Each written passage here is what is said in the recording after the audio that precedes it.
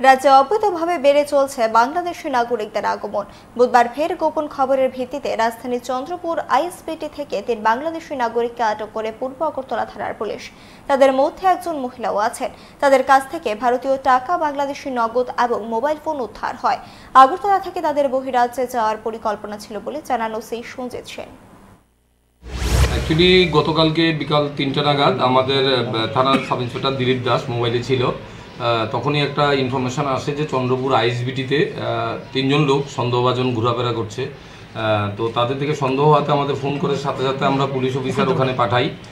গিয়ে তাদের ৩ জন লোককেই পায়। তাদের জিজ্ঞাসাবাদ করে তাদের নাম ঠিকানা তারা বলে। তো তারা স্বীকার করে তারা বাংলাদেশি, তারা অবৈধভাবে উইদাউট পাসপোর্ট এবং ভিসা ছাড়া তারা ভারতে প্রবেশ করেছে।